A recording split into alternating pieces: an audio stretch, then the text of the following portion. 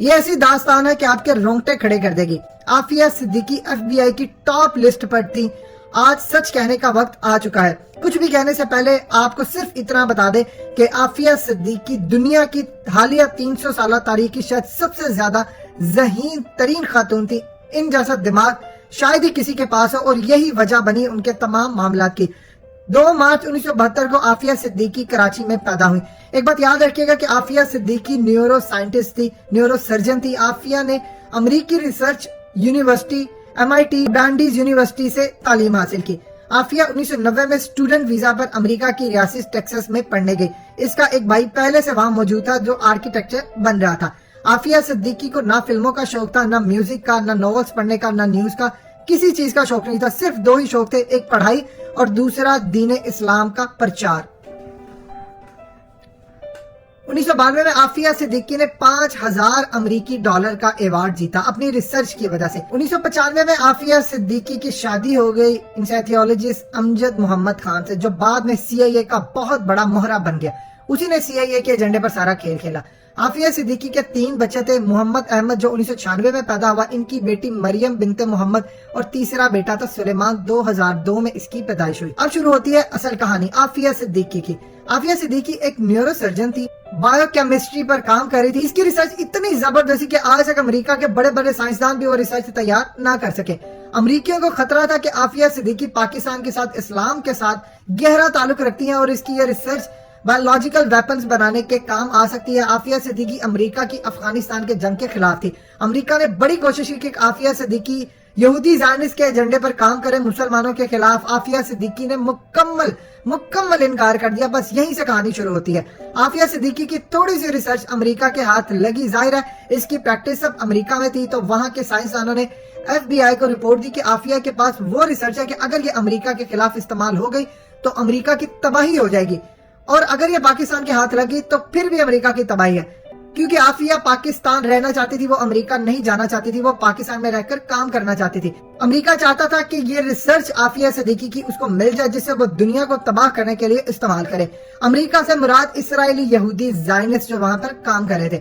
عافیہ صدیقی کی 2002 میں اپنے خاوند سے طلاق ہو گئی، اور عافیہ صدیقی کو کہا گیا FBI نے کہ آپ کام کریں ہمارے لیے۔ جب انہوں نے نہ مانا تو اس کے خاوند کو، جو CIA کا ایجنٹ بن چکا تھا، اس کے خلاف استعمال کیا۔ اس کے خاوند نے بیان دیا کہ اس کا القاعدہ سے تعلق تھا، اس کا اس کے ساتھ تعلق تھا۔ اس نے الزام لگایا کہ اس کی عمر البلوچی سے شادی بھی ہوئی ہے، جو خالد شیخ محمد کا بھانجا تھا، جس نے اسرائیلی یہودی زائنسٹ جو امریکہ کی نیشنلٹی لے کر صحافی کے روپ میں پاکستان آیا ڈینیل پر اس کو قتل کیا۔ لیکن یہ ایک من گھڑت کہانی تھی، بالکل اسی طرح جس طرح 9/11 ایک بہت بڑا ڈرامہ تھا۔ عافیہ صدیقی کی ریسرچ پہ کام لینا چاہیے تھا ہمیں ہر صورت۔ FBI نے اس پر الزامات لگائے کہ وہ القاعدہ کی ایجنٹ ہے، کبھی کچھ کبھی کچھ۔ 2003 میں پرویز مشرف نے اپنی زندگی کی سب سے بڑی غلطی کی۔ مشرف کو چاہیے تھا جنرل ضیاء الحق کی طرح، جس طرح انہوں نے امریکہ کو دھوکہ دیا اور پاکستان کو ایٹمی ملک بنایا، اسی طرح ان کو چاہیے تھا کہ عافیہ صدیقی کو اندر کھاتے، اس کی ریسرچ استعمال کرتے اور پاکستان کے سائنٹسٹ تیار کرتے۔ مگر پرویز مشرف نے اس کو امریکہ کے حوالے کر دیا، اور اس کا ذکر اپنی کتاب میں کر چکے ہیں، اور بتایا گیا کہ امریکہ نے ان کو ریوارڈ بھی دیے تھے۔ اور بعد میں ان کی کتاب کا جب اردو ترجمہ چھپا تو اس میں یہ پیراگراف نکال دیا گیا۔ 5 سال تک کسی کو نہ پتا چلا کہ عافیہ صدیقی کہاں ہے۔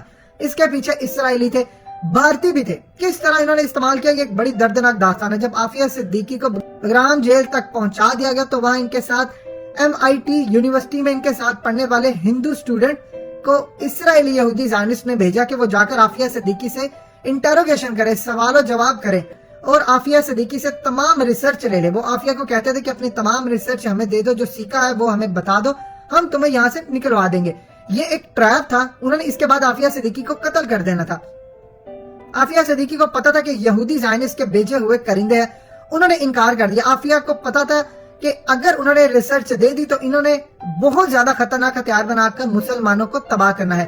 عافیہ کو اتنا ٹارچر کیا کہ بگرام جیل سے چھوٹ کر آنے والے قیدی بتاتے ہیں کہ ایک سیل سے ایک عورت کے چیخنے کی راتوں کو آواز آتی تھی۔ ان آوازوں نے ہمیں آج بھی ذہنی مریض بنا دیا، ہم جہاں جاتے ہیں آج بھی وہ آوازیں سنائی دیتی ہیں۔ تو سوچئے کہ عافیہ صدیقی کے ساتھ کیا حال کیا ہوگا۔ اتنا ظلم کیا پھر عافیہ کو انہوں نے انجیکشن لگائے. اب سوچیے جہاں امریکی یہودی زائنسٹ ہر کسی کو مار دیتے انہوں نے عافیہ صدیقی کو کیوں زندہ چھوڑا؟ صرف اسی لیے کہ وہ اس کی ریسرچ لینا چاہتے تھے. انہوں نے عافیہ کو اتنا ٹارچر کیا, ایسے انجیکشن لگائے, ظلم کیا کہ وہ اپنی ریسرچ بھول جائے, وہ ذہنی مریض بن گئے, وہ اپنی تمام ریسرچ بھول جائے. یہ ان کا مقصد تھا. جب وہ ناکام ہو گئے عافیہ کو منوانے میں تو انہوں نے اس کو ذہنی مریض بنا دیا. عافیہ کافی حد تک ذہنی مریض بن چکی ہے, مگر اتنے ظلم کے باوجود بھی عافیہ آج کہیں نہ کہیں زندہ ہے. اس کے 2 بچے مار دیے, اس کا ریپ ہوا, اتنا ظلم شاید ہی کبھی ہوا ہو, مگر اس نے اپنا منہ نہیں کھولا, ریسرچ بھی نہیں دی. تو یہ مسلمانوں کو مار دیں گے, عافیہ کو اس چیز کا خدشہ تھا. ایک عورت مر جائے, قربانی دے ڈالے, مگر سارے مسلمانوں کو نقصان نہ ہو, یہ تھی عافیہ کی اصل میں قربانی. جب یہ ناکام ہو گئے تو انہوں نے پلان بنایا کہ عافیہ پر جھوٹا فائرنگ کا الزام لگا کر اس کو امریکہ لے گئے اور فری میسن کے ججوں سے اس کو سزا دلوا دی 86 سال کی. عافیہ صدیقی کو مشرف کے خلاف نواز شریف زرداری میڈیا نے خوب کیش کرایا. یہ عافیہ کو قوم کی بیٹی کہتے تھے, مگر کبھی نہیں بتاتے تھے کہ عافیہ کا جو ریپ ہوا, اس پر جھوٹا الزام لگا, اس کی ریسرچ, ہتھیار, جو کچھ بھی تھا, یہ نہیں بتاتے تھے. اگر ایوان اڈلی جو برطانوی صحافی تھی مسلمان ہو گئی, اگر وہ نہ بتاتی کہ قیدی نمبر 650 عافیہ ہے, اس پر ظلم ہو رہا ہے, تو کسی کو پتہ بھی نہیں چلنا تھا. جب عمران خان نے عافیہ کے معاملے کو ایوان ریڈی کے ساتھ مل کر اٹھایا تو جماعت اسلامی نے اس کو خوب کیش کروایا. نون لیگ پیپلز پارٹی کو اس پر سیاست یاد آ گئی. میڈیا عافیہ کو پاکستان کی فوج کے خلاف استعمال کرتا تھا, جبکہ یہ خالص مشرف کا کام تھا. اب اس کی آڑ میں میڈیا آدھا سچ بتاتا رہا کہ عافیہ صدیقی یہ ہے, عافیہ صدیقی کو مشرف نے حوالے کیا. یہ نہیں بتایا کہ امریکہ نے اس کے ساتھ کیا کیا اور اصل مقصد کیا تھا. نواز شریف جب اقتدار میں آیا تو اوباما کی طرف سے کہا گیا کہ اگر پاکستان خط لکھتا ہے تو عافیہ صدیقی کی جان بخش بھی سکتے ہیں اور اس پر کام بھی کر سکتے ہیں. لیکن فری میسن, ایلومناٹی, CIA نے بالکل انکار کیا اور نواز شریف کو منع کر دیا. عافیہ کو جیل میں ٹیم دی گئی 3 لوگوں کی اپنے دفاع میں, وہ تینوں یہودی زائنسٹ ہیں. عافیہ نے کہہ کر انکار کر دیا کہ یہودی زائنسٹ نے میرے خلاف ساری گیم کھیلی ہے اور مجھے پھنسانا چاہتے ہیں, مزید یہ لوگ مجھے بدنام کریں گے, اس لیے میں ان کی مدد نہیں چاہتی. نواز شریف کو بھارت CIA نے منع کر دیا, آپ نے عافیہ کے لیے کچھ نہیں کرنا, اسی لیے انہوں نے کچھ نہ کیا. اب عمران خان کے آنے کے بعد عمران خان نے طے کیا کہ عافیہ کو واپس لانے, اسی لیے کونسل کا عملہ گیا ان سے ملنے, تالا کا سامنے آیا. اب مزید اس پر کام ہونے جا رہا ہے اور ہماری اطلاعات کے مطابق جہاں تک ہمیں ابھی تک خبریں ملی ہیں کہ عمران خان اس معاملے کو اٹھائیں گے اور ہر صورت دنیا کو بتائیں گے کہ جو عافیہ پر ظلم ہوا. یہ تھی عافیہ کی اصل کہانی. اس میں سے بہت زیادہ معاملات ہیں جو بڑی ڈیٹیل طلب ہے.